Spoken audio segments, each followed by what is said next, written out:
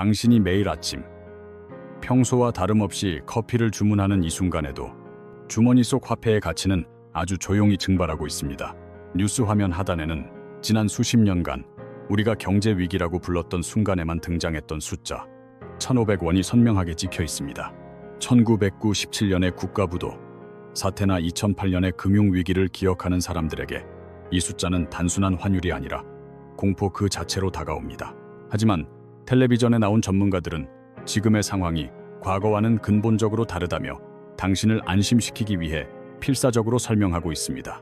과거에는 외환 보유고가 바닥나서 나라가 흔들렸지만 지금은 삼성전자와 같은 기업들이 인공지능 산업의 수혜를 입고 있다고 말합니다. 국가의 기초 체력이 튼튼하기 때문에 무디스와 같은 신용평가사가 당장 등급을 강등할 일은 없을 것이라고 그들은 단언합니다. 그러나 그들의 말이 모두 사실임에도 불구하고 당신은 왜 가슴 한구석에서 설명할 수 없는 불안감을 느끼고 있는 걸까요?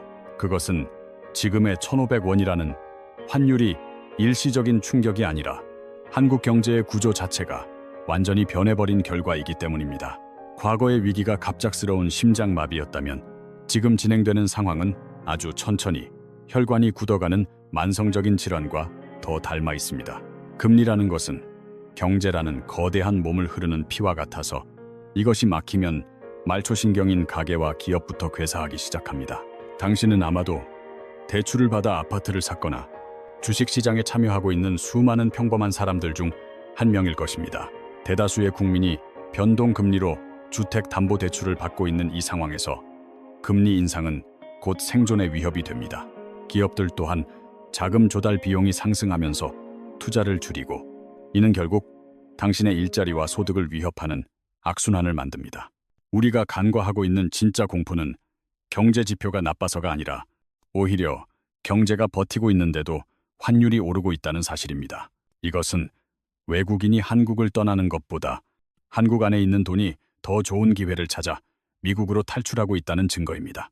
당신 주변을 둘러보면 국내 주식보다는 미국 주식이나 채권에 투자하려는 사람들이 점점 더 많아지고 있다는 것을 느낄 것입니다. 기업과 정부가 매년 갚아야 할 달러 부채뿐만 아니라 개인들의 자산까지 거대한 파도처럼 해외로 빠져나가고 있습니다.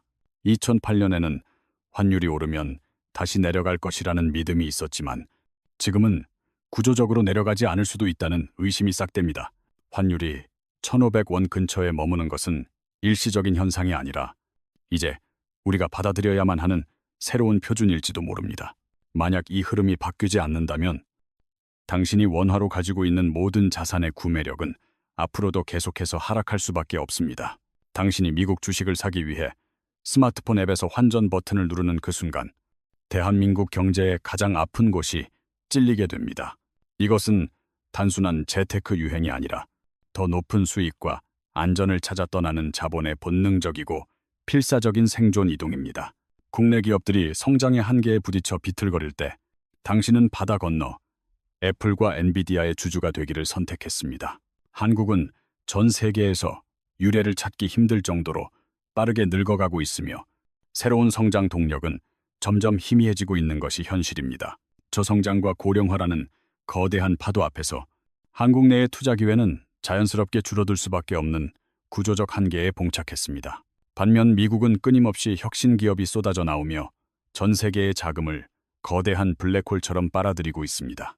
당신뿐만 아니라 자산 관리사들조차 고객들에게 지금이라도 달러 자산을 늘려야 한다고 아주 조용하고 은밀하게 조언하고 있습니다. 환율이 조금만 떨어지면 달러를 더 사겠다는 대기 수요가 넘쳐나기에 환율은 쉽게 내려가지 않고 바닥을 다지고 있습니다. 이것은 과거 일본이 20년 전에 겪었던 길과 놀랍도록 닮아 있으며 우리는 지금 그들의 뒤를 따라가고 있는 중입니다. 일본은 국내 성장이 멈추자 해외로 눈을 돌렸고 그 결과 막대한 규모의 자산을 해외에 쌓아두는 나라가 되었습니다.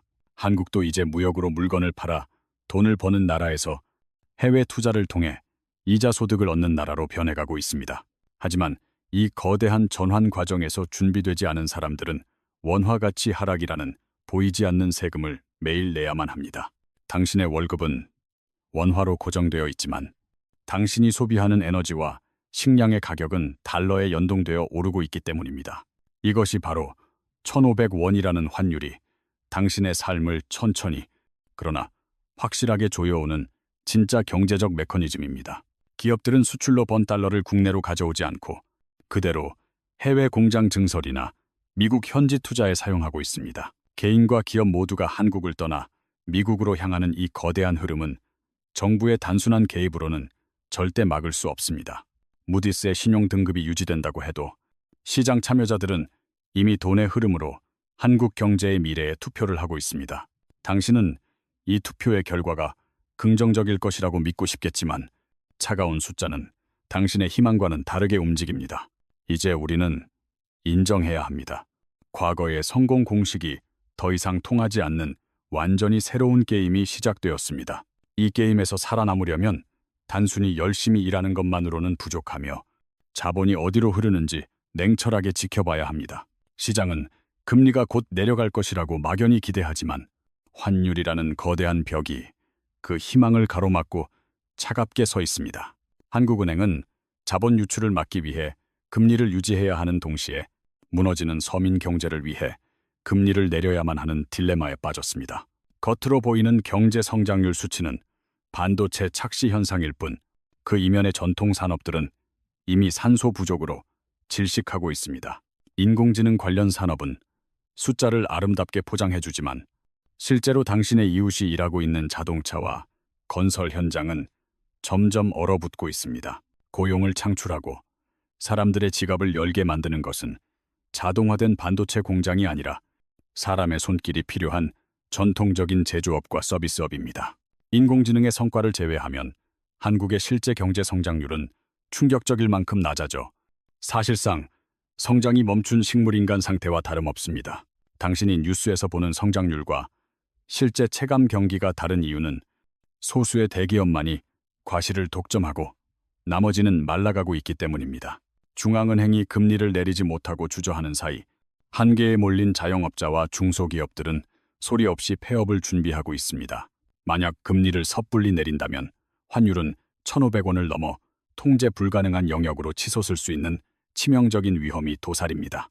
이것은 단순한 정책의 선택 문제가 아니라 어떤 길을 선택해도 고통을 피할 수 없는 외통수에 걸려든 형국입니다. 여기에 더해 바다 건너 들려오는 관세 전쟁의 소식은 수출로 먹고 사는 우리에게 치명적인 마지막 일격을 준비하고 있습니다. 한국은 국내 총생산에서 수출이 차지하는 비중이 매우 높아 무역 장벽이 조금만 높아져도 그 충격을 온몸으로 받아내야 합니다. 베트남과 대만 다음으로 수출 의존도가 높은 한국에게 미국의 보호 무역주의는 경제의 숨통을 조이는 밧줄과 같습니다. 관세 장벽으로 수출길이 막히면 달러는 더 귀해지고 이는 다시 환율 상승과 수입 물가 폭등으로 이어질 것입니다. 그리고 이 모든 거시적인 공포의 끝에는 세계 최고 수준에 도달한 한국의 가계 부채라는 시한폭탄이 놓여 있습니다. 대부분의 대출이 변동금리로 묶여 있어 시장 금리가 조금만 흔들려도 수백만 가구의 이자 부담이 눈덩이처럼 불어납니다. 당신이 매달 버는 소득 중에서 원리금 상환으로 빠져나가는 비율은 이미 위험 수위를 넘어 생존을 위협하고 있습니다. 소득이 늘어나는 속도보다 빚을 갚아야 하는 비용이 훨씬 빠르게 증가하면서 실제로 쓸 수 있는 돈은 사라지고 있습니다. 소비가 줄어들면 기업은 물건을 팔지 못하고 이는 다시 고용 축소로 이어지는 차가운 경기 침체의 터널로 진입합니다. 금리를 올릴 수도 내릴 수도 없는 이 진퇴양난의 상황에서 당신은 정부의 구제가 아닌 각자 도생의 길을 찾아야만 합니다. 당신의 경제적 자유를 결정하는 것은 연봉의 액수가 아니라 매달 은행으로 자동 이체되는 원리금의 비율인 DSR입니다. 만약 당신이 100만 원을 벌어서 50만 원을 은행에 바치고 있다면 당신의 실제 삶은 절반의 크기로 축소된 것입니다. 한국은 지난 10년간 이 빚의 상환 부담이 전 세계에서 두 번째로 빠르게 증가한 나라이며 이것은 매우 위험합니다. 대출 이자가 당신의 통장을 스쳐 지나가는 속도가 빨라질수록 당신이 가족과 함께 외식을 할 수 있는 여유는 사라집니다. 수백만 명의 가장들이 동시에 지갑을 닫아버리면 그 충격은 골목 상권의 자영업자들에게 가장 먼저 그리고 잔인하게 도달합니다. 동네의 단골 가게 사장님이 폐업을 결정하는 것은 거시경제의 혈관이 말초신경부터 막혀가고 있다는 가장 슬픈 증거입니다. 뉴스에서는 인공지능이 세상을 바꾼다고 떠들지만 당신의 동네에서는 임대문이라고 적힌 종이만 늘어나고 있는 것이 차가운 현실입니다. 강남의 초고가 아파트가 신고가를 경신했다는 소식은 현금을 가진 극소수만의 리그일 뿐 대출자인 당신과는 아무런 상관이 없습니다. 빚을 내어 집을 산 대다수의 사람들에게 지금의 고금리는 집을 지키기 위해 삶의 질을 포기하게 만드는 형벌과 같습니다. 집값이 폭락하지 않더라도 거래가 실종되는 거래 절벽 현상은 당신의 자산을 현금으로 바꿀 수 없게 만드는 깨입니다. 서류상으로는 수억 원의 자산가일지 모르지만 당장 쓸 수 있는 현금이 없다면 당신은 사실상 가난한 부자일 뿐입니다. 이것이 바로 유동성 함정이며 경제 위기가 닥쳤을 때 가장 많은 사람들을 도망치지 못하게 만드는 무서운 경제적 감옥입니다. 이제 당신은 뉴스의 긍정적인 헤드라인이 아니라 시장이 당신에게 보내는 미세하지만 뚜렷한 경고 신호들을 직접 포착해야만 합니다. 첫 번째 경고는 환율이 아무리 좋은 뉴스가 나와도 1,400원 아래로 좀처럼 내려가지 않고 버티는 하방 경직성입니다. 이것은 외국인 투자자들이 한국 경제의 기초 체력을 더 이상 신뢰하지 않는다는 말로 하지 않는 강력한 메시지일 수 있습니다. 두 번째 경고는 외국인들이 한국 주식이 싸다는 것을 알면서도 매수하지 않고 오히려 반등할 때마다 주식을 파는 것입니다. 그들은 한국의 기업들이 더 이상 과거처럼 폭발적으로 성장할 수 없다는 구조적인 한계를 이미 냉정하게 간파했을지도 모릅니다. 세 번째 경고는 정부가 돈을 풀어 경기를 부양하려 해도 그 돈이 실물 경제로 돌지 않고 은행에만 고여 있는 것입니다. 돈맥경화라고 불리는 이 현상은 경제의 심장이 아무리 펌프질을 해도 손발 끝까지 피가 돌지 않는 위급한 상황입니다. 이 모든 신호들이 가리키는 방향은 단 하나. 우리가 알던 호황의 시대는 끝났고 각자 도생의 혹독한 겨울이 왔다는 것입니다. 대부분의 사람들은 본능적으로 눈을 감고 이 경제적 폭풍이 빨리 지나가서 과거의 따뜻했던 날들이 다시 돌아오기만을 기도합니다. 하지만 역사는 과거의 영광에 집착하여 변화를 거부하는 사람들이 언제나 새로운 시대의 첫 번째 희생양이 된다고 경고합니다. 막연한 희망에 기대는 대신 당신은 이제 회사채 금리와 국고채 금리의 차이가 벌어지는지 독수리의 눈으로 감시해야 합니다. 만약 이 금리의 격차가 급격하게 벌어진다면 그것은 시장이 더 이상 기업들이 빚을 갚을 수 없다고 판단했다는 신호입니다. 또한 정부의 방어 노력에도 불구하고 외국인 자본이 국내 주식시장을 떠나는 속도가 가속화되는지 냉정하게 지켜보아야 합니다. 유동성이 말라붙는 위기 상황에서는 등기부 등본에 적힌 당신의 아파트 가격은 아무것도 살 수 없는 무의미한 숫자에 불과합니다. 새로운 시대의 진정한 부는 당신이 얼마나 많이 가졌느냐가 아니라 얼마나 빨리 현금으로 바꿀 수 있느냐로 결정됩니다. 따라서 지금 당신의 최우선 순위는 이자가 당신의 목을 조르기 전에 가차없이 부채의 규모를 줄이는 것이어야 합니다. 지금은 높은 수익률을 쫓아 탐욕을 부릴 때가 아니라 어떤 충격에도 무너지지 않는 단단한 방어벽을 쌓아야 할 때입니다. 현명한 투자자들은 이미 원화 가치의 하락에 대비해 달러나 금 같은 안전자산으로 포트폴리오를 다변화하고 있습니다. 대한민국 경제라는 하나의 바구니에 당신의 모든 미래를 담아두는 것은 이제 무시하기에는 너무 위험한 도박이 되어버렸습니다. 비록 국가가 1997년처럼 부도가 나지 않더라도 장기적인 저성장의 허분, 당신 가족의 미래를 서서히 갉아먹을 수 있습니다. 우리는 이제 기회가 부족하고 생존 경쟁이 치열해지는 저성장의 긴 터널로 진입하고 있다는 사실을 받아들여야 합니다. 이 어두운 터널에서 살아남는 자는 현실을 빨리 인정하고 자신의 생활 방식과 기대 수준을 냉정하게 조정한 사람들입니다. 주식시장의 일시적인 반등에 속지 마십시오. 그것은 정보가 부족한 낙관론자들을 유혹하기 위해 시장이 쳐놓은 덫일 수 있습니다. 당신은 경제의 근본적인 회복과 돈을 풀어 만든 일시적인 착시 현상을 구별할 수 있는 날카로운 안목을 길러야 합니다. 정부는 시스템 붕괴를 막기 위해 최선을 다하겠지만 그들이 당신 개개인의 가계부까지 책임져 줄 수는 없는 노릇입니다. 당신은 마치 당신의 생존이 달려있는 것처럼 스스로 리스크를 관리하고 유동성을 확보하는 당신만의 중앙은행이 되어야 합니다. 이러한 사고방식의 전환은 고통스럽고 불편하지만 불확실한 미래의 파도로부터 당신을 지켜줄 유일하고 확실한 구명조끼가 될 것입니다. 폭풍은 다가오는 것이 아니라 이미 우리 집 앞마당에 도착해 있으며 남은 질문은 당신의 창문이 튼튼한가 뿐입니다. 1500원이라는 숫자는 단순한 위기의 징후가 아니라 우리가 앞으로 적응하고 살아가야 할 새로운 경제적 중력일지도 모릅니다. 과거의 고성장 시대가 남긴 달콤한 기억을 버리지 못한다면 당신은 변화하는 세상에서 가장 먼저 도태되는 사람이 될 것입니다. 정부나 중앙은행이 모든 문제를 완벽하게 해결해 줄 것이라는 순진한 믿음은 지금 같은 격변기의 가장 위험한 아편입니다. 당신의 자산이 원화라는 좁은 울타리에만 갇혀 있다면 글로벌 자본의 거대한 이동 속에서 구매력은 계속해서 증발할 것입니다. 이제 당신은 노동소득에만 의존하는 수동적인 삶에서 벗어나 자본이 어디로 흘러가는지 추적하는 사냥꾼의 본능을 깨워야 합니다. 남들이 공포에 질려 아무것도 하지 않을 때 냉철하게 자신의 대차 대조표를 점검하고 불필요한 지방을 도려내야 합니다. 위기는 준비되지 않은 사람에게는 재앙이지만 흐름을 읽고 미리 대비한 사람에게는 부의 사다리를 오를 기회가 됩니다. 인공지능과 반도체가 이끄는 소수의 번영과 나머지 전통 산업의 긴 침체라는 양극화된 미래가 당신을 기다리고 있습니다. 당신이 이 갈림길에서 어느 쪽에 서 있을지는 운이 아니라 지금 이 순간 당신이 내리는 차가운 판단에 달려 있습니다. 오늘 밤 잠들기 전 당신의 가계부를 펼쳐놓고 만약 내일 금리가 더 오른다면 버틸 수 있는지 스스로에게 물어보십시오. 만약 그 질문에 자신 있게 대답할 수 없다면 내일 아침 당장 당신의 소비와 투자 계획을 전면적으로 수정해야 합니다. 경제의 봄은 언젠가 다시 오겠지만 혹독한 겨울을 견뎌내고 살아남은 자들만이 그 따뜻한 햇살을 맞이할 자격이 있습니다.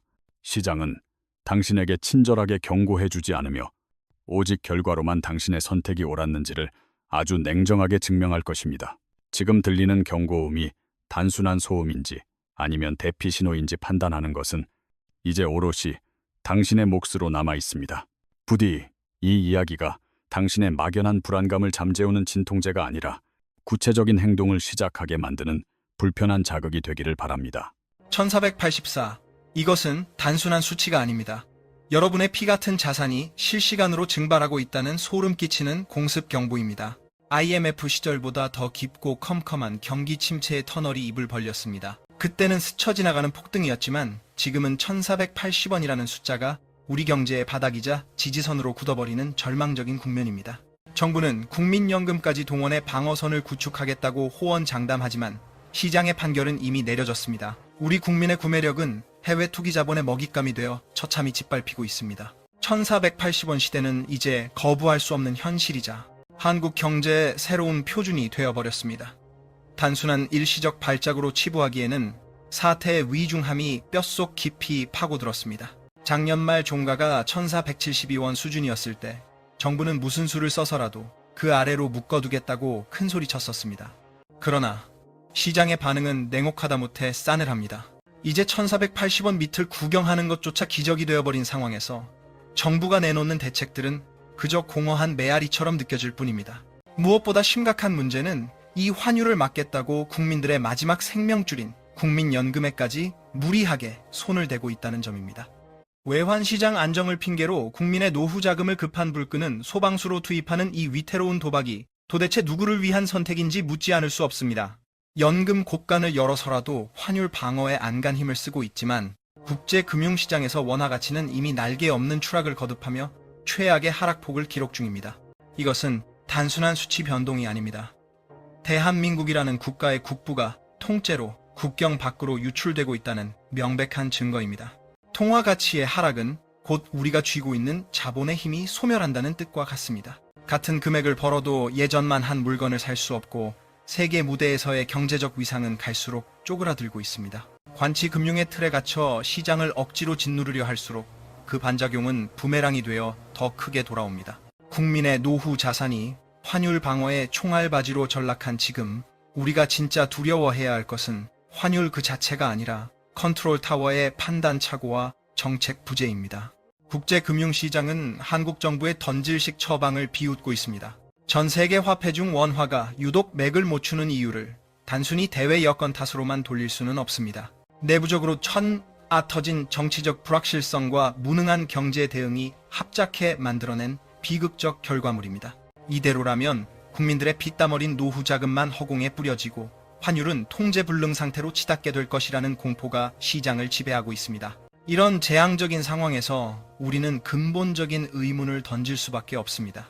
보통 환율이 치솟으면 수출이라도 호조를 보여 나라 살림의 보탬이 되어야 하는 것 아니냐고 말입니다. 하지만 지금 우리 눈앞의 현실은 경제학 교과서의 이론을 비웃기라도 하듯 정반대의 낭떠러지로 질주하고 있습니다. 도대체 왜 수출 강국이라는 대한민국이 고환율의 파도 위에서 이익을 보기는커녕 깊은 수렁으로 빨려 들어가고 있는 것일까요? 환율이 오르면 수출 기업들은 쾌재를 부르는 게 정상입니다. 경제학 개론 첫 페이지에 나오는 공식 아닙니까? 원화 가치가 떨어지면 가격 경쟁력이 생겨 물건이 많이 팔리고 결국 기업 이익이 늘어날 것이라는 그런 달콤한 환상 말입니다. 하지만 여러분이 지금 목격하고 있는 실상은 어떻습니까? 이 낡은 공식은 이미 폐기 처분된 지 오래입니다. 작금의 고환율은 수출 기업들에게 축복이 아니라 숨통을 조여오는 거대한 올가미가 되어 돌아오고 있습니다. 대한민국 수출 구조의 치명적인 급소를 직시해야 합니다. 우리나라는 자원 한 톨 나지 않는 나라입니다. 물건을 만들어 팔려면 원자재와 중간재를 해외에서 달러를 주고 사와야만 합니다. 바로 여기서 첫 번째 비극의 서막이 오릅니다. 제품을 찍어내기도 전에 원재료 수입 단계에서 이미 환율 폭탄을 맞고 시작하는 구조이기 때문입니다. 원자재 가격이 달러 기준으로 조금만 올라도 원화로 환산한 수입 청구서는 감당하기 힘들 만큼 치솟습니다. 기껏 수출해서 달러를 벌어들여봤자 그 돈이 고스란히 원재료 값을 메우는데 빠져나가는 밑빠진 독에 물붓기가 반복되고 있습니다. 채산성이라는 말을 들어보셨을 겁니다. 결국 기업 주머니에 얼마나 남느냐가 핵심입니다. 지금 우리 기업들은 수출 물량은 늘어나는데 정작 손에 쥐는 돈은 없는 이른바 출혈 수출의 늪에 허우적대고 있습니다. 겉으로는 공장이 쉴 새 없이 돌아가고 수출탑을 쌓는 듯 보이지만 속을 들여다보면 원가 부담을 견디다 못해 골병이 들고 있습니다. 환율 상승분이 가격 경쟁력으로 이어지는 게 아니라 생산 비용 급증으로 상쇄되어 버리니 팔면 팔수록 손해를 보는 기형적인 구조가 고착화되고 있는 셈입니다. 이것은 마치 거센 폭포수를 거슬러 올라가기 위해 사력을 다해 노를 젓는 형국과 같습니다. 아무리 팔을 휘저어도 배는 제자리 걸음이거나 오히려 뒤로 떠밀려 내려갑니다. 대기업들이야 그나마 버틸 기초 체력이라도 있다지만 우리 경제에 허리를 떠받치는 중소수출 기업들은 이제 한계치에 다다랐습니다.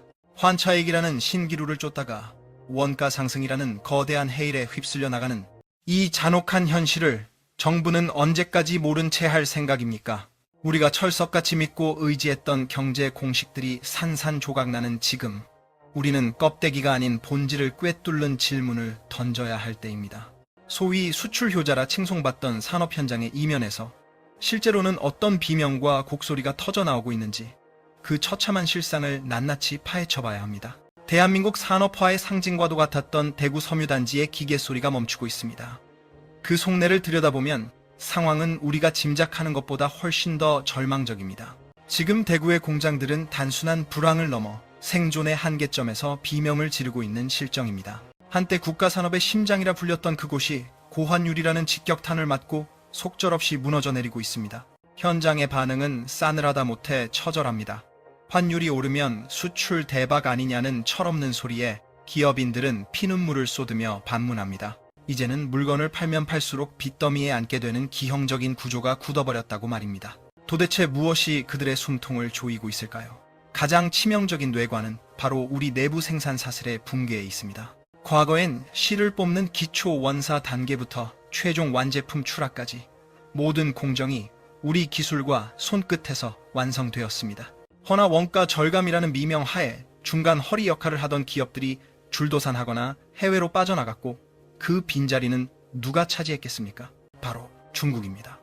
현재 대구 섬유 생태계의 상당 부분은 기초 원자재인 원사를 중국 수입에 절대적으로 의존하고 있습니다. 환율이 1480원 선을 뚫고 치솟자 중국발 원자재 가격은 상상을 초월할 정도로 폭등했습니다. 원가 상승분이 수출로 벌어들이는 마진을 집어삼킨 지는 이미 오래고 적자폭은 눈덩이처럼 불어나고 있습니다. 이 비극은 비단 섬유 산업만의 이야기가 아닙니다. 우리 경제의 뼈대인 철강 산업 역시 똑같은 악순환의 굴레에 갇혀 있습니다. 원료와 부자재를 달러로 사와야 하니 환율 폭등이 그대로 원가 폭탄이 되어 완제품을 내다 팔아도 손해를 면치 못하는 구조가 된 것입니다. 기업들이 기술력이 부족해서 능력이 없어서 망해가는 게 절대 아닙니다. 당국이 환율 방어에 실패하고 산업 생태계를 방치하는 사이 우리 기업들은 맨몸으로 글로벌 시장의 파고를 견디며 가장 값비싼 대가를 치르고 있는 셈입니다. 현장에서 만난 대표들은 입을 모아 말합니다. 차라리 환율이 낮았을 때가 숨쉬기는 편했다고 한탄합니다. 지금의 고환율 기조는 기업의 기초 체력을 갉아먹는 치명적인 독약과 다를 바 없습니다. 한때 세계 시장을 호령하던 강소기업들이 이제는 원자재 대금을 막으려 은행 문턱을 넘나드는 이 기막힌 현실. 우리는 이를 어떻게 받아들여야 합니까? 기반이 무너진 폐허 위에서 애국심 하나로 버티라는 주문은 더 이상 통하지 않는 시대입니다. 우리 내부의 핵심 산업이 뿌리째 흔들리는 이 위기 속에서 과연 외부의 시선은 우리를 어떻게 평가하고 있을까요? 집주인인 한국 기업들도 못 버티고 쓰러지는데 이곳에 돈을 묻어둔 외국인 투자자들의 심정이 오죽하겠습니까? 지금 이 순간에도 한국 시장에 대한 신뢰는 파도 앞에 모래성처럼 허물어지고 있습니다. 그렇다면 그들이 한국에 묶어두었던 막대한 자금은 지금 어디로 흘러가고 있을까요? 외국인 직접 투자, 즉 FDI 수치가 올해 들어 무려 18%나 급감했다는 사실은 우리 경제의 엔진이 꺼져간다는 섬뜩한 경고장입니다. 돈은 거짓말을 하지 않습니다. 자본은 이익 냄새를 맡으면 몰려들고 위험 신호가 감지되면 가장 먼저 발을 빼는 냉정한 속성을 가집니다. 과거 보수 정권 시절 역대 최고치를 갈아치우며 우리 경제의 든든한 버팀목이 되어주었던 외국 자본들이 왜 지금은 한국을 등지고 서둘러 짐을 싸고 있는 것인지 그 이유를 직시해야 합니다. 가장 큰 원흉은 기업을 죄인 취급하며 발목을 잡는 반시장적 정책 기조에 있습니다. 노란봉투법이라 포장된 파업조장법과 강성노조의 무소불위 행태는 외국 기업들에게 한국을 투자 금지 구역으로 낙인 찍게 만들었습니다.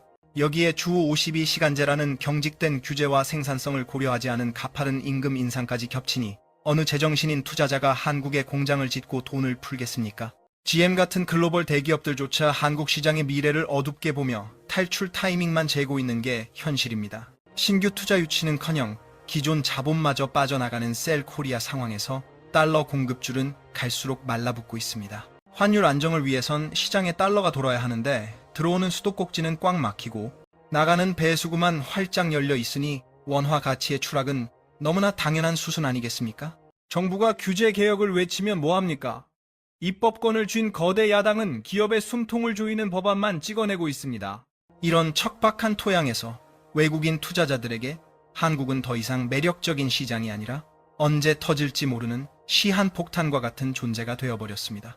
우리는 지금 냉정하게 현실을 되돌아봐야 합니다. 전 세계가 보조금을 퍼주며 기업 모시기에 혈안이 된 이때 우리만 시대를 역행하는 정책으로 귀한 자본을 걷어차고 있는 건 아닌지 말입니다. 자본이 썰물처럼 빠져나간 자리엔 대량 실업과 경기 침체라는 차가운 그늘만 남게 될 것입니다. 일자리를 만들고 달러를 벌어오는 기업들을 잠재적 범죄자 취급하는 이 황당한 현실이 계속되는 한 환율 안정은 결코 잡을 수 없는 신기루에 불과합니다. 그런데 진짜 공포는 따로 있습니다.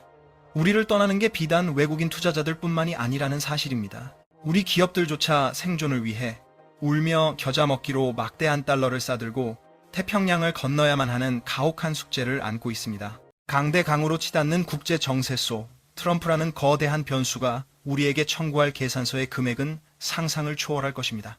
과연 우리 경제가 이 감당하기 힘든 비용을 치를 기초 체력이 남아있기는 한 걸까요? 트럼프 이기라는 퍼펙트 스톰이 다시금 거세게 몰아치고 있습니다. 그가 들이민 계산서는 단순한 협상용 카드가 아닙니다. 우리 경제의 숨통을 서서히 그러나 확실하게 조여오는 올가미와도 같습니다. 대한민국은 대미 수출기를 막지 않겠다는 명분 아래 매년 200억 달러라는 천문학적인 자본을 미국 본토에 쏟아부어야 하는 굴욕적인 계약을 맺었습니다. 표면적으로는 자동차 관세 방어라는 실리를 챙긴 척하지만 실상 그 이면을 들여다보면 국부가 썰물처럼 빠져나가는 끔찍한 출혈이 계속되고 있습니다. 연간 200억 달러 규모의 대미 투자 의무화는 우리 외환 보유고에 거대한 구멍을 뚫어놓은 것이나 다름없습니다. 기업들이 수출 전선에서 피땀 흘려 벌어온 달러가 국내로 들어와 원화 가치를 방어하는 총알이 되지 못하고 있습니다. 오히려 그 돈은 태평양을 건너가 미국 내 공장을 짓고 미국 시민들의 일자리를 창출하는데 고스란히 소진되고 있는 실정입니다. 달러 공급은 말라가는데 수요만 폭발하는 이 기형적인 수급 불균형 속에서 원달러 환율이 1480원 선을 돌파하는 것은 예견된 비극이었습니다. 미국 우선주의라는 구호 아래 자행된 이 정책은 결국 한국 내달러 가뭄을 만성적인 질병으로 고착화시켰습니다. 자본이 빠져나간다는 것은 곧 국가 경제의 펀더멘털이 무너진다는 것을 의미합니다. 매년 200억 달러가 국내 투자가 아닌 해외 설비 투자로 증발할 때마다 우리 청년들이 설 자리는 사라지고 내수 시장은 급격히 동력을 잃어가고 있습니다. 관세 리스크 해소라는 화려한 포장지 뒤에 감춰진 이 냉혹한 경제적 진실을 이제는 직시해야만 합니다.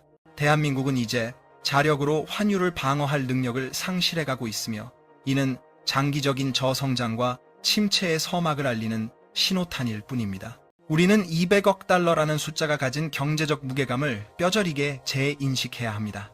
이것은 단순한 회계 장부상의 숫자가 아닙니다.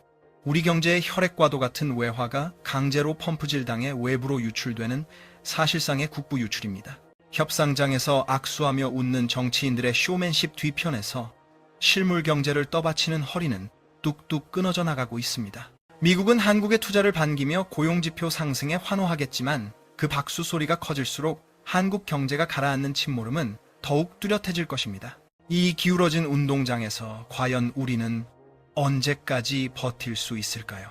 우리가 갖다 바친 달러는 돌아오지 않는 메아리가 되어 수입 물가 폭등이라는 부메랑으로 서민들의 장바구니를 위협하고 있습니다. 수출로 번 돈이 국내 경제의 선순환으로 이어지지 않고 타국의 번영을 위한 탁감으로 쓰이는 이 구조는 결국 파국을 맞이할 수밖에 없습니다. 그 파국의 끝은 우리가 그토록 끔찍해하던 제2의 외환 위기, 그 악몽의 재현이 될 가능성이 매우 농후합니다. 정부가 펀더멘털이 튼튼하다고 아무리 호소해도 시장은 냉정합니다. 나가는 달러가 들어오는 달러보다 압도적으로 많은데 원화가 강세를 보일 리 만무합니다. 이제 환율 1480원이라는 수치를 넘어 그 이면에 도사린 구조적인 자본 이탈의 공포를 정면으로 마주해야 할 때입니다. 기업들의 코리아 엑소더스와 국부 유출을 막지 못한다면 환율 시장은 결코 우리에게 자비를 베풀지 않을 것입니다. 이처럼 대외적인 악재로 인해 경제의 피가 속절없이 빠져나가는 상황에서 우리 내부의 정책 대응은 가관을 넘어 절망적인 수준입니다. 불을 꺼야 할 소방수가 오히려 화마 속에 기름을 붓고 있는 형국입니다. 한 손으로는 환율을 잡겠다며 국민들의 노후 자금인 연금을 동원하고 다른 한 손으로는 돈을 풀어 인플레이션을 부추기는 이 모순적인 행태를 어떻게 봐야 합니까? 집에 거대한 불이 났다고 가정해봅시다. 소방차가 도착해 물을 뿌리는 척하고 있지만 그 차 뒤편을 보면 누군가가 쉴 새 없이 장작을 날라 불길 속으로 던져넣고 있는 꼴입니다. 이것이 바로 현재 우리 정부가 경제 위기를 다루는 이중적이고 기만적인 민낯입니다. 환율 방어를 위해 피같은 국민연금을 외환시장에 쏟아부으면서 증권사들의 팔을 비틀어 해외 투자를 막는 관치금융을 자행하고 있습니다. 이것이 그들이 주장하는 소방수의 역할이라지만 반대편에서는 무슨 일이 벌어지고 있습니까? 지지율 관리와 정치적 셈법을 위해 끊임없이 재정을 풀고 유동성을 공급하며 스스로 잡겠다는 불길에 기름을 붓고 있습니다. 환율 안정이라는 목표와 선심성 포퓰리즘 사이에서 오락가락하는 동안 우리 경제의 펀더멘털은 서서히 잿더미로 변해가고 있습니다. 시장 참여자들은 바보가 아닙니다. 정부가 내놓는 단기 미봉책들이 얼마나 허술한지 전 세계의 스마트머니는 이미 간파하고 있습니다.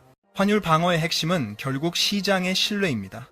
원화 가치를 지키겠다면서 통화량을 늘려 화폐 가치를 떨어뜨리는 자가당착에 빠진 정부를 과연 어떤 투자자가 신뢰할 수 있겠습니까? 외국인 투자자들이 한국 시장을 조롱하며 짐을 싸는 것은 너무나도 당연한 수순입니다. 정부와 여당은 이제 눈 가리고 아웅식의 조삼모사 대책을 멈추고 결단을 내려야 합니다. 지금의 환율 폭등 사태는 단순한 대외 변수 탓이 아니라 정부 스스로 자초한 신뢰의 위기가 본질적인 원인입니다. 말로만 떠드는 규제 혁파 대신 기업하기 좋은 환경을 만들고 방만한 재정 지출을 줄여 원화의 실질 가치를 회복시키는 전공법을 택해야 합니다. 그러나 안타깝게도 현실은 여전히 철진한 관치 경제의 망령에 사로잡혀 있습니다. 정책 당국의 무능이 초래한 고환율의 고통은 고스란히 힘없는 서민들에게 전가되고 있습니다. 돈을 풀어 생색은 정치인이 내고 그 대가인 살인적인 물가와 환율 폭등의 고지서는 매일 장을 보는 우리네 어머니들이 받아들고 있습니다. 이것이 과연 정의로운 경제정책입니까?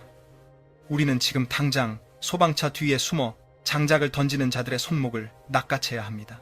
이대로 방치한다면 1달러당 1,500원이라는 끔찍한 숫자는 단순한 공포를 넘어 우리 목을 조이는 피할 수 없는 재앙이 될 것입니다. 오락가락하는 정책이 휩쓸고 간 자리엔 시장의 혼란만 덩그러니 남았습니다. 돈은 겁이 많아서 불확실성이 보이면 가장 먼저 도망칩니다. 정부가 갈피를 못 잡고 우왕좌왕하는 사이 똑똑한 자본은 이미 가장 안전한 벙커로 숨어버렸습니다. 그 결과가 텅 비어버린 외환 금고와 1,480원이라는 치욕적인 성적표입니다. 더 소름 끼치는 건 이 정책 실패가 뉴스에 나오는 거창한 경제 지표에서 끝나지 않는다는 사실입니다. 여러분이 아침마다 마시는 커피 한 잔, 아이들 간식으로 주는 빵 한 조각에도 이 치명적인 실책의 대가가 독처럼 퍼져 있습니다. 도대체 환율이 어디까지 치솟아야 정부가 국민들의 먹고 살기 힘들다는 절규를 제대로 듣겠습니까? 이제 뜬구름 잡는 거시경제 이야기는 접어두고 우리 삶을 무차별 폭격하고 있는 살인적인 수입 물가의 현장으로 들어가 봅시다. 숫자 노름은 그만두고 지금 당장 여러분의 밥상머리에서 벌어지고 있는 참혹한 경제 전쟁을 직시해야 합니다. 습관처럼 찾던 커피 한 잔이 이제는 서민 경제가 무너져 내리고 있음을 보여주는 가장 잔인한 경고등이 되어버렸습니다. 전 세계 원두 가격이 3배나 뛰었다고 난리지만 대한민국이 겪는 고통은 그 차원을 넘어섭니다. 원화 가치가 휴지 조각이 되면서 우리는 남들보다 훨씬 비싼 무려 4배가 넘는 웃돈을 얹어주고 원두를 사와야 하는 형국입니다. 동네 카페 사장님들이 밤새 뜬 눈으로 폐업을 고민하는 진짜 이유가 바로 여기에 있습니다. 원재료 값은 미친 듯이 뛰는데 가격표를 고치자니 손님이 끊길까 무섭고 버티자니 팔면 팔수록 손해만 보는 진퇴양난의 벼랑 끝에 서 있는 겁니다. 이 무자비한 수입 물가의 공습은 비단 커피에서 멈추지 않습니다. 우리가 먹고 사는데 필수적인 밀가루나 옥수수 같은 식량 자원은 상황이 더 심각합니다. 국제 밀 시세는 오히려 내렸다는 뉴스가 들리지만 정작 우리 수입 가격은 원화 가치 폭락 탓에 거꾸로 20% 이상 치솟았습니다. 옥수수도 달러로는 찔끔 올랐을 뿐인데 우리 돈으로 환산하면 30% 넘게 껑충 뛰어버린 기막힌 상황입니다. 쌀값은 24%, 사과값은 20% 넘게 폭등하니 장보러 나온 주부들의 손이 부들부들 떨릴 수밖에 없습니다. 이건 단순한 물가 상승이 아닙니다. 환율 방어에 실패한 정부가 국민의 밥줄을 볼모로 잡고 버리는 잔혹한 인질극이나 다름없습니다. 이 와중에 정부가 내놓는다는 대책들은 하나같이 코미디가 따로 없습니다. 일회용 컵 보증금제만 봐도 답이 나옵니다. 아침 다르고 저녁 다른 말 바꾸기로 현장만 쑥대밭으로 만들고 정작 잡아야 할 물가는 구경만 하고 있습니다. 영수증에 표시만 하라는 식의 주먹구구식 행정을 보며 국민들은 이제 정부에 대한 기대 자체를 접어버렸습니다. 무능한 행정이 타오르는 물가 폭등이라는 불길에 기름을 들이붓고 있는 꼴입니다. 서민들의 숨통은 갈수록 조여옵니다. 수입 단가가 뛰면 유통망 전체가 휘청이고 결국 그 모든 비용 청구서는 맨 마지막에 있는 국민들에게 날아옵니다. 생산자 물가지수가 몇 년 만에 최고를 찍었다는 통계는 단순한 숫자가 아니라 다가올 재앙을 예고하는 공포 그 자체입니다. 경유값이 10% 넘게 오르니 물류비가 춤을 추고 세상에 안 오른 물건이 없는 지경이 되었습니다. 가만히 앉아만 있었는데 우리 재산 가치가 7% 이상 증발했다는 말이 결코 엄살이 아닙니다. 우리는 지금 경제 불황 수준이 아니라 죽느냐 사느냐 하는 생존 위기를 건너고 있습니다.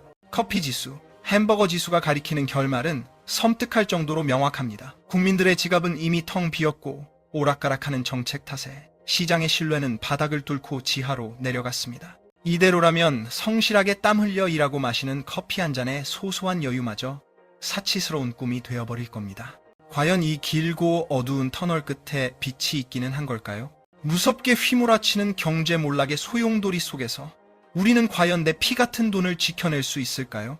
환율 1,480원 돌파가 불러온 도미노 게임의 끝은 어디인지, 그리고 이 절망적인 상황에서 우리는 어떤 수를 둬야 하는지 마지막으로 짚어보겠습니다.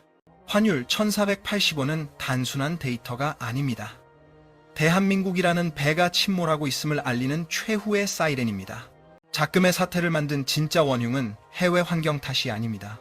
시장의 믿음을 배신한 정부의 무능함, 그리고 시대착오적인 관치, 경제가 만든 비극입니다. 외국인들이 앞다투어 투자하며 우리 경제의 든든한 방패막이가 되어주었던 그 찬란했던 시절의 데이터들을 기억하십니까? 지금의 위기는 어쩔 수 없는 천재지변이 아닙니다. 명백한 정책 실패가 자초한 인재이며 그 청구서는 국민들의 자산이 공중분해되는 것으로 돌아오고 있습니다. 내 소중한 자산을 지키고 싶다면 이제 막연한 희망 고문은 집어치우고 냉혹한 현실을 두 눈 부릅뜨고 마주해야 합니다. 이 분석은 시장을 바라보는 저의 개인적인 시각일 뿐 투자의 결과와 책임은 오롯이 여러분의 몫임을 분명히 말씀드립니다. 이제 우리는 생존을 위한 판을 완전히 새로 짜야 합니다. 2026년 부동산 시장이 장밋빛으로 보이십니까? 아니면 한 치 앞도 안 보이는 칠흑 같은 어둠입니까? 남들 뒷공무니만 쫓다가는 평생 피땀 흘려 모은 전 재산이 순식간에 공중분해될 수 있는 가장 살얼음판 같은 시기가 도래했습니다. 기레기 언론들은 지금이 막차라며 공급 절벽이라며 온갖 가머니설로 여러분의 눈과 귀를 가리고 호주머니를 털려합니다. 현실을 직시하십시오. 강남 불패라는 허상 아래 신고가가 찍히는 듯 하지만 그 밑바닥에는 거래 절벽으로 비명을 지르며 무너져가는 일반 단지들이 수두룩합니다. 단순히 호가 몇 푼 올랐다는 순노름에 현혹되어서는 절대 안 됩니다. 진짜 공포는 수면 아래서 다가옵니다. 누군가는 현금을 챙겨 떠나고 누군가는 빚더미에 깔려 죽는 이 잔인한 운명의 갈림길에서 당신은 폭탄을 받아내시겠습니까? 저는 오늘 여러분께 헛된 희망 고문을 하려는 게 아니라 이 지옥 같은 시장에서 뼈를 깎는 심정으로 살아남을 생존 비책을 말씀드리려 합니다. 막연한 존버 정신은 갖다 버리십시오. 자극적인 기사 제목 뒤에 숨겨진 세력의 의도를 간파하지 못하면 결국 당신은 세력들의 엑시트를 도와주는 총알바지이자 설거지 부대가 될 뿐입니다. 자, 이제 2026년 부동산 판때기가 어떻게 뒤집히고 있는지 그 추악한 민낯을 낱낱이 파헤쳐 보겠습니다. 벨트 꽉 매셨습니까? 시장의 광기가 만들어낸 거품을 걷어내고 오직 차가운 팩트 폭격으로 그려낸 생존 지도를 공개합니다. 정치인들의 혓바닥은 언제나 달콤하기 그지없습니다. 선거철이 되면 그 달콤함은 맹독을 품은 미끼로 돌변합니다.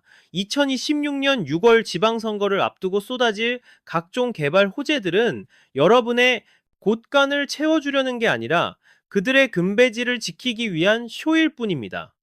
부동산은 철저한 심리 게임입니다. 여의도에서 돈을 푼다, 규제를 푼다, 바람잡기 시작하면 대중들은 또다시 포모 증후군에 빠져 탐욕스럽게 달려듭니다. 현 정권은 표심을 잡기 위해 집값 폭락을 막으려 안간힘을 쓸 것이고 평소보다 훨씬 막대한 정책 자금을 상반기에 몰빵할 확률이 99%입니다. 약 15조 원에서 20조 원에 달하는 엄청난 돈이 시장에 풀리면 죽어가던 부동산이 벌떡 일어나는 듯한 착시 현상이 생깁니다. 허나 이건 환자가 건강을 되찾은 게 아니라 마약성 진통제를 맞고 잠시 고통을 잊은 채 춤을 추는 꼴입니다.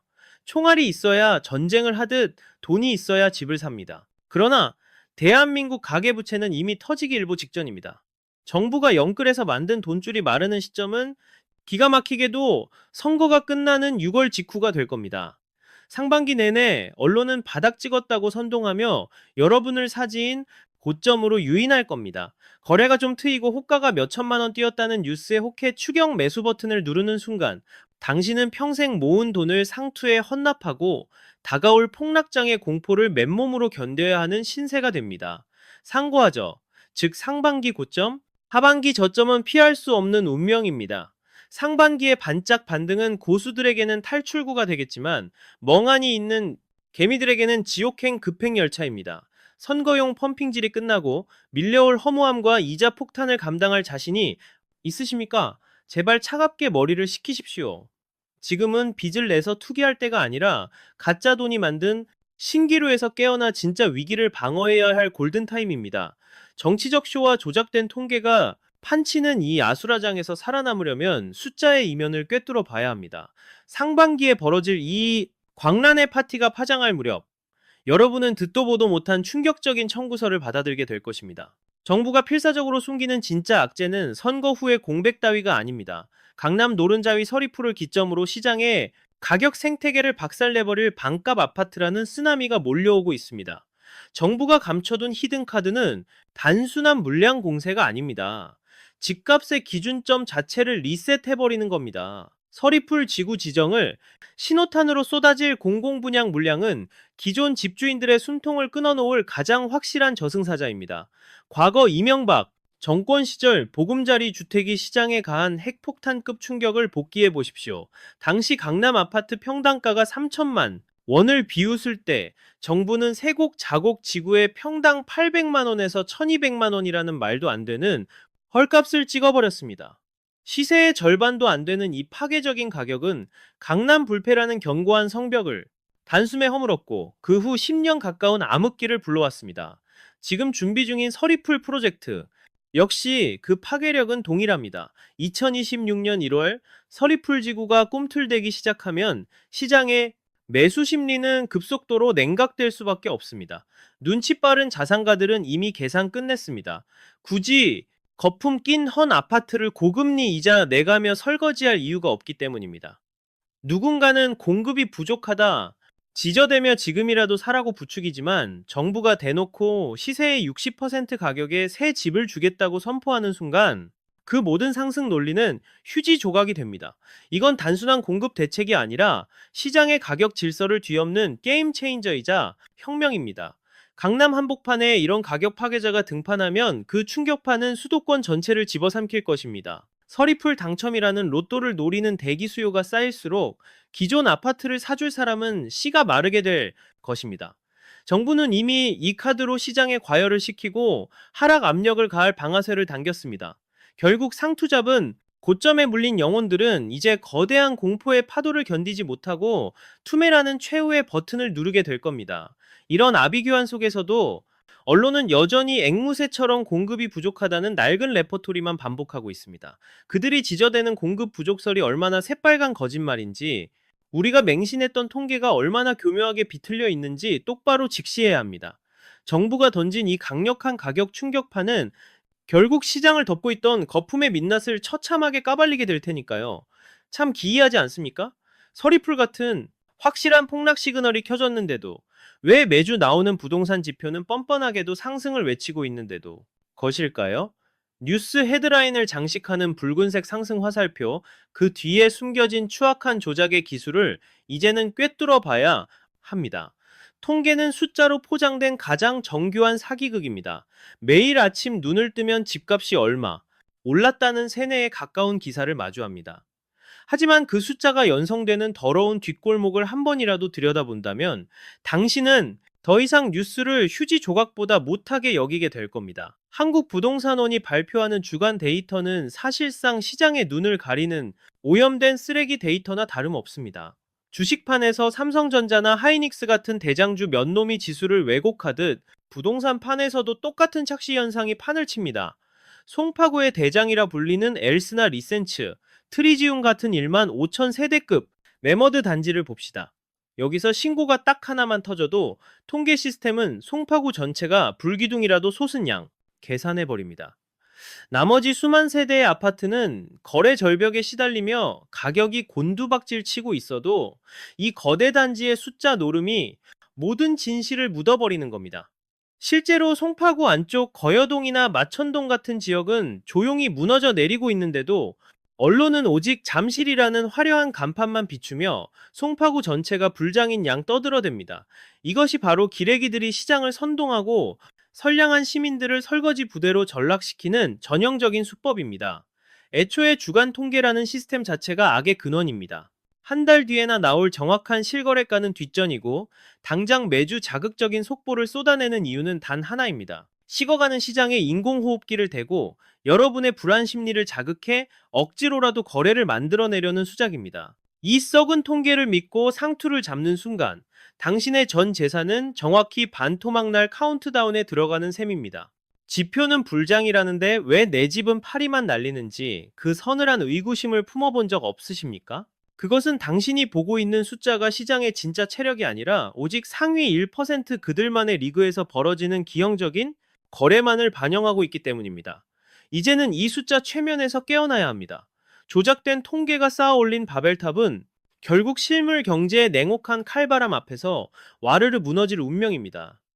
특히 핑크빛 환상에 취해 있던 외곽 지역의 상황은 처참하다 못해 끔찍한 수준입니다. 통계 뒤에 가려진 진짜 지옥도는 지금 이 시각에도 수도권 변두리에서 소리 없이 펼쳐지고 있습니다. 한때 전국구 관심을 받으며 뜨겁게 달아올랐던 신도시와 GTX 라인, 지금 꼬라지가 어떻습니까? 막연한 기대가 확신으로 변질되는 순간 시작된 파주의 GTX 비극은 여러분의 상상 그 이상으로 깊고 잔인합니다.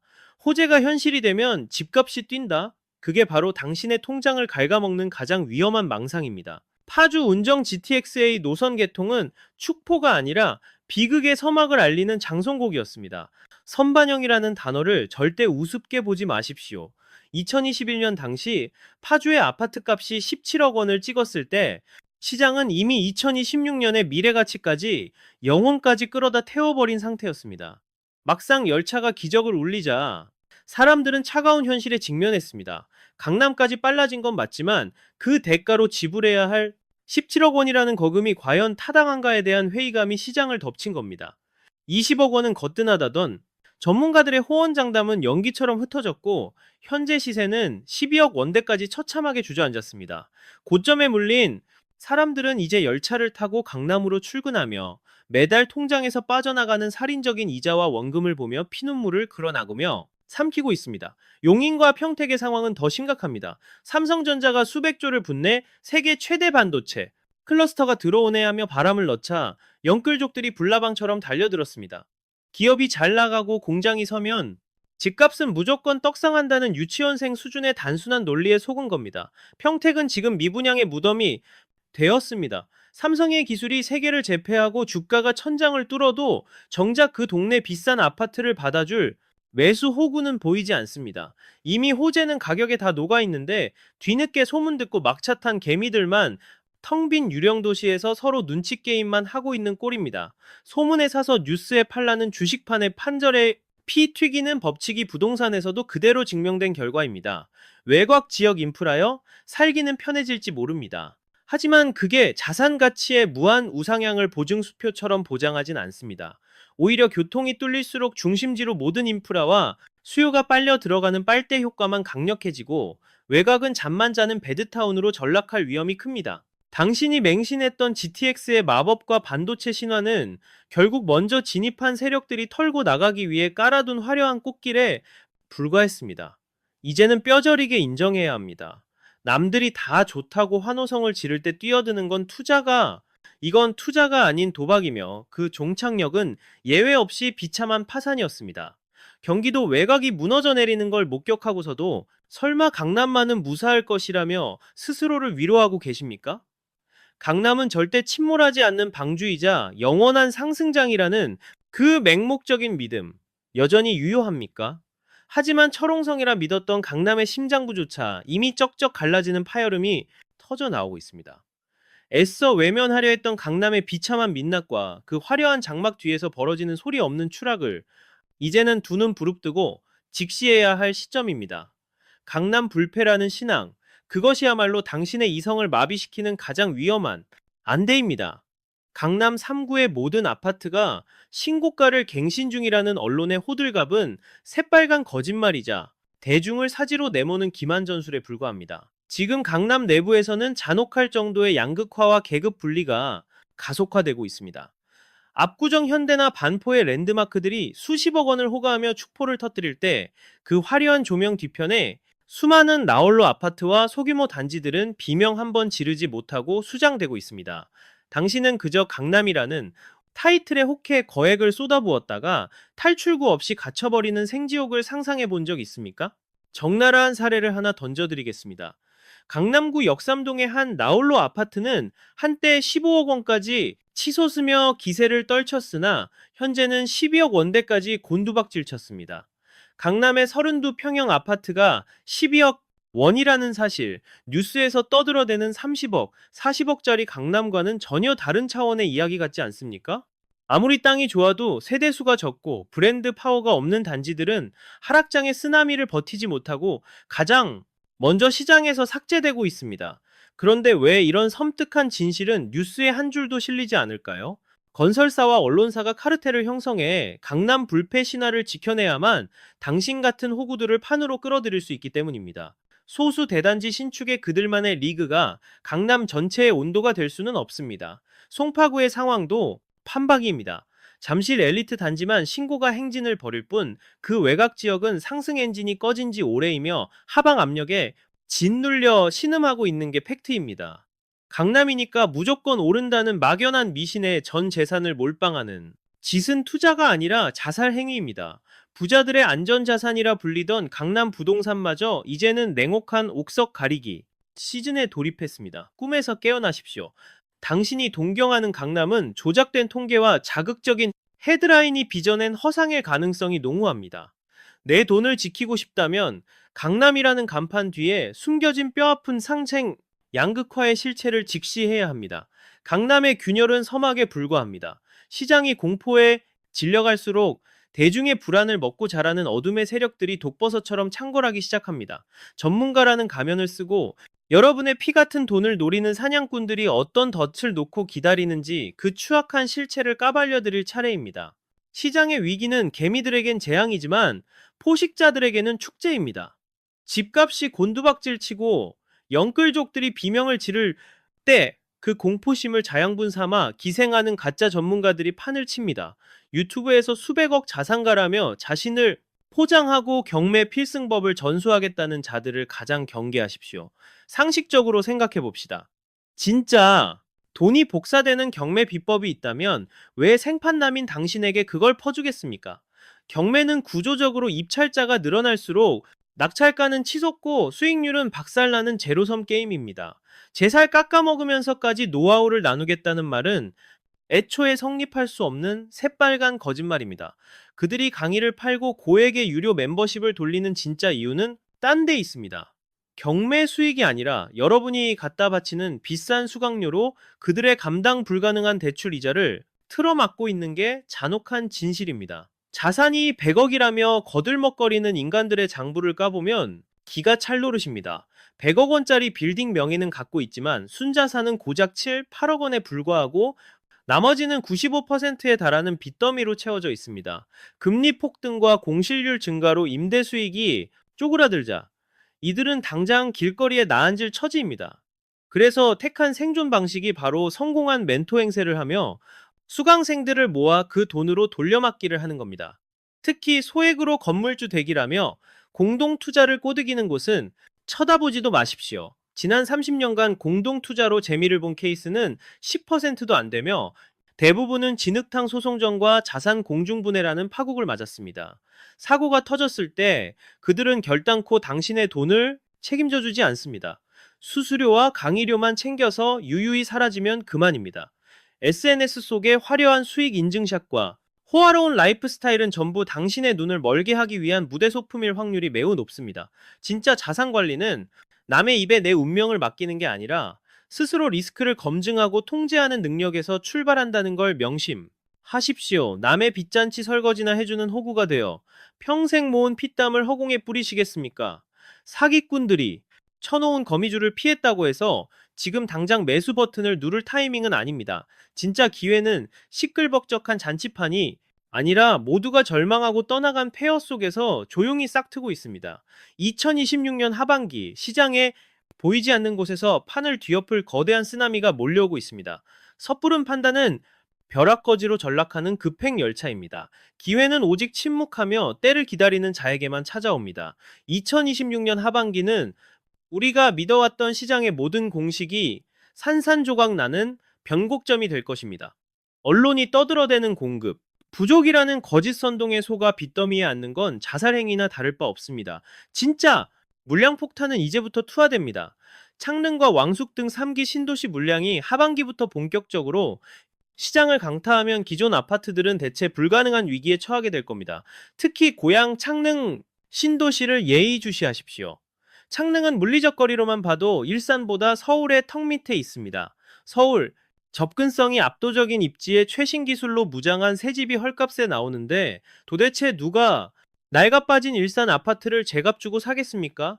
이건 단순한 공급이 아니라 일산 같은 구도심의 가격 저항선을 무참히 짓밟는 하방 압력으로 작용할 겁니다. 이미 일산의 눈치 빠른 투자자들은 창릉의 스케줄을 체크하며 탈출각을 재고 있습니다.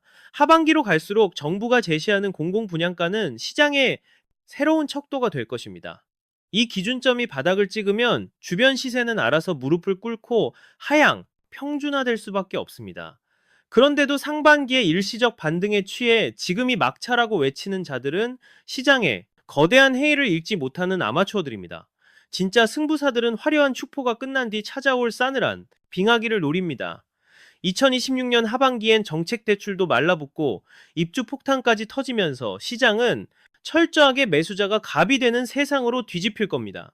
지금 안 사면 평생 후회할 것 같은 공포, 즉 포모 증후군 따위는 개나 줘버리십시오. 당신의 계좌를 지키는 건 정보도 차트 분석도 아닌 끝까지 버티는 인내심 그 자체입니다. 하반기에 펼쳐질 공공주택의 융단 폭격을 관망하며 가장 유리한 고지를 점령할 준비를 해야 합니다. 시장은 절대 도망가지 않습니다. 다만 준비 안 된 자들의 피 같은 돈을 빼서 준비된 자들에게 바칠 뿐입니다. 이제 이 모든 혼란의 고리를 끊어야 할 때입니다. 팩트 폭격이 가리키는 종착역이 어디인지, 오늘 당장 실천해야 할 생존 매뉴얼은 무엇인지 마지막으로 요약해 보겠습니다. 2026년 부동산 시장은 피 튀기는 전쟁터가 될 겁니다. 탐욕과 공포가 뒤엉킨 이 아수라장에서 살아남을 유일한 무기는 차가운 이성뿐입니다. 상반기에 얄팍한 반등의 소가 영끌하는 건 지옥불로 뛰어드는 것과 같으며 우리는 다가올 하반기의 공급 폭탄과 정책 변화를 숨죽여 기다려야 합니다. 그럴듯하게 포장된 광고나 자극적인 뉴스에 낚이지 마십시오. 지금은 공격할 때가 아니라 현금을 쟁여두고 시장의 맥을 짚으며 먹잇감을 노려볼 시기입니다. 정부가 던지는 서리풀이나 신도시 공공분양의 싼 가격표가 시장의 표준이 될 때까지 엉덩이 무겁게 버티는 사람만이 최후의 승자가 됩니다. 남들이 다 좋다고 떠드는 장밋빛 희망 고문보다는 오늘 확인한 냉혹한 데이터와 리스크를 뼈에 새기며 흔들리지 않는 멘탈을 잡는 게 급선무입니다. 내 피 같은 재산은 그 누구도 대신 지켜주지 않는다는 사실을 잊지 마십시오. 스스로 파고들고 끊임없이 의심하며 시장의 민낯을 꿰뚫어보는 해안을 길러야 이 거친 파도를 넘을 수 있습니다. 이 영상의 정보는 데이터와 분석에 기반했지만 투자의 최종 버튼을 누르는 건 본인의 몫이며 그 책임 또한 오로지 본인에게 있음을 분명히 합니다. 시장에 풍랑이 아무리 거세도 제대로 된 나침반을 쥔 사람에겐 반드시 기회의 땅이 보일 겁니다. 막연한 공포에 떨지 말고 팩트로 무장해 여러분의 미래를 직접 개척해 나가길 응원하며 오늘의 브리핑을 마치겠습니다.